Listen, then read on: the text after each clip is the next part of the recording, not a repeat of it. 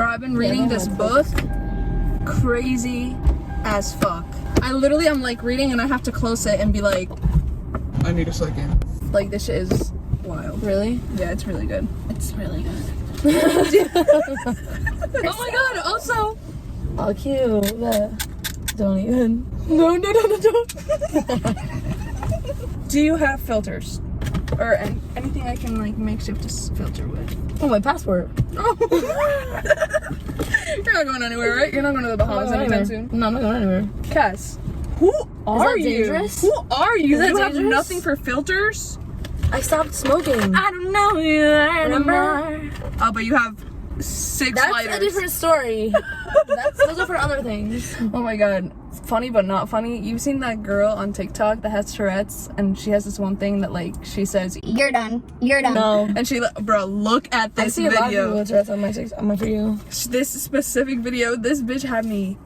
And then she would do like, you know that song, Wind It Up by Cat DeLuna or some shit? I don't know. She'd be like, she would sing that. Now hum that thing. Oh, I didn't see you there. Hi guys, welcome back to my channel. I know you did that video of, I mean, obviously I'm gonna hear out, I'm gonna give you a chance to give your opinion. But I know how you do videos on like, journaling and like your way of like writing it and like how you do it in your own way, because what is you do it in your own language, that's what it is. And so I kind of wanted to like compare how we both journal, because I feel like I've developed like a new strategy on like how I do it. Facts. So she's talking about that video that I did where it was my most effective, you're talking about like my most effective money affirmations, where like I talk about like writing in your language and in the way that you would actually speak for maximum for that level manifestation. Correct. So I got this book, The 7 Spiritual Laws of Success. Have I showed it to you yet? No, but I was eyeing it right now. Don't do that to my book. And I got this actually on thriftedbooks.com. I'm gonna link it down below because I literally got this book for like probably like $2 and change. On thriftedbooks.com I got like 6 books for less than $20. They were having a deal where it was like $15, it was free shipping, so I got 6 books for like that amount of money or something. It was something like that. You can pick the condition that you want your books in, so like I picked out like okay quality, like the hardcover okay quality, because I was like, I'm not gonna spend $5 on a book that I can spend $2 on. Yeah. So I got this one and a bunch of other ones, and I'm actually gonna leave my link down below because if you use my link to get books, then we'll each get like $5 off or something. So that. So and help a girl out. You can look up like whatever book you want, or it's just whatever they have. You can look up whatever book you want. They will most likely have it because everyone sells their books there. Everyone knows. So you're like behind. Like everybody's known for a while now. All right. So got it. I went there to search for a specific book, and then they said that I could be eligible for free shipping, and automatically if there's any chance that I'm gonna be eligible for free shipping, I'm gonna spend more money. I'm gonna do it. Okay. Like, so then I just started searching up like spiritual, because I didn't need any other books. I only needed the one that I needed. So I was like, all right, fuck it. How am I supposed to find other books? Yeah. I was like, so I just started searching up like spiritual or like success and like stupid shit like that for stupid people, stupid girls like me. For dummies. You wearing your purple mascara today? Yeah. I'm crying. Rolling, controlling, and crying. Is there enough toe in that? Trust me, yeah. Seriously, So it took me a while to actually start reading this because I just didn't feel like it because I'm a lazy piece of shit. But I finally opened it and I was like, dang, maybe I should have opened this sooner, because there's actually some really good shit in here. The second chapter in this book is the law of giving. And there was a paragraph in here that I was really stunned on. I actually came here and read it at like 8 a.m. before work one morning. And hold on, I have to like get to it. So in this chapter, it talks about giving and receiving, and how like not to give something that you wouldn't want to receive, and how like giving makes you receive in general. Yeah. And it said something, it was like, that which doesn't multiply through giving is neither worth giving nor receiving. If through the act of giving you feel you have lost something, then the gift is not truly given and will not cause increase. If you give grudgingly, there is no energy behind that giving. And so it's basically saying, if what you're giving isn't valuable, then it's not worth giving or receiving. But my question was like, what would you consider worth giving? I think when you were reading that, I was thinking of like a specific scenario, because something that I'm like manifesting is obviously like financial abundance and freedom and stability. And usually, like, I actually wrote about this a little bit because I found that like if say like we're splitting groceries or food or whatever, and I rightfully owe you money, anybody asking me for money, like that feeling would irk me. And I'm like, why is that annoying me when, one, I'm trying to manifest financial freedom and stability, like I'm wealthy, and two, I do owe that money. Like I have no reason to really be angry. And you be giving money and shit, and it's like, when someone's like, oh, you owe me that money from last week, it's like, yeah, exactly. But then when someone owes you money, you're like, I'm gonna get my money, like that's my money, like what the fuck. And it's like you expect to receive, but you have such a big problem giving. And like the thing about like giving grudgingly, like I feel like a lot of people, myself included, like I'm guilty of this too, will do something and give something in order, like in the back of their head, to like selfishly get something good back. And it's like that kind of, so like if you have that intention behind it in the first place, then it's not worth even giving. Yeah, exactly. Like, it's just being aware of like why you're really doing it, because a lot of people don't stop to like think why they're actually doing something. Because this says like give to receive, but that's fucked up. Like almost. Yeah, like, it sounds like it doesn't make sense. Sure, I'll buy you dinner just so that I can get something free. Exactly. Like, you know, like hoping like if I do this, then I'll get this. So now I want to even reread that because it says. But the book is God. No, the book is God. The book says, because the book says, I'm gonna read it again because I keep forgetting how they word it. But like that which doesn't multiply through giving is neither worth giving nor receiving. So me giving you money is worth it to me because I'd be receiving money. But that's just like fucked up. But why is it fucked up? I don't know, because I think in a way like we let ourselves believe that we're losing money instead of realizing that money's we're giving value, and that money's gonna come back to us tenfold anyway. And it's just a matter of like standing in faith. Not really though. Like I'd be feeling bad, like I don't know, like when people ask me for money or shit like that, and I do have change or I do have cash, like the homeless. Yeah, that's exactly what I was thinking. That's the first thing that came into my mind when I read this, was that like, you know, when you're outside McDonald's and somebody and there's always that one guy outside McDonald's who's trying to get free food. If I say yes, I'm gonna give you food instead of the money, so I know you're not spending it on some shit. I feel like we've been trained to automatically think that like they're asking for food, but like they're not really getting food. And I feel like there are some people who will say they're gonna use it for food. They're gonna use it for food, and like we're just conditioned to believe that that's bullshit, and we just don't do it. And we have like, I don't know, it's weird. But anyway, continue. I feel like that makes no sense. And then it goes into saying like you can give, even giving like a compliment is like you giving to like, and then receiving something, like she said. Yeah, that is so.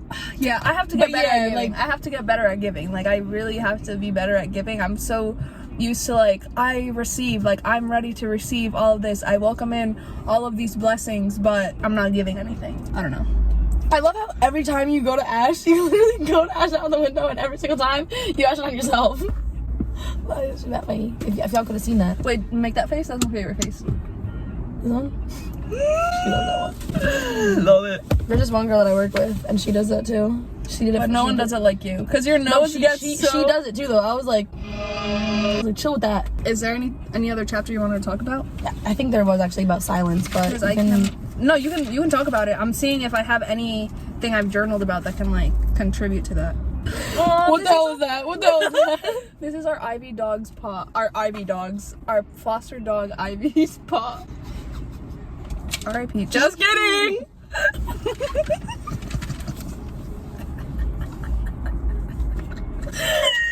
No, that's not funny.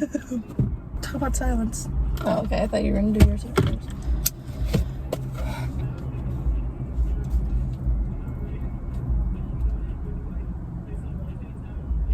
So where should I ash this?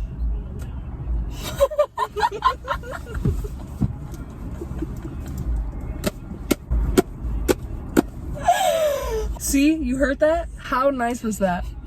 That was so nice, right? What did you learn? You are so, bro. bro, like, we need a fucking, like, core cam, like, we need, like, but you see them shits where, like, people be on YouTube videos or, like, in, like, Instagram or in any video ever, there'll be, like, cams on the back of the seat for people that are in, like, race cars.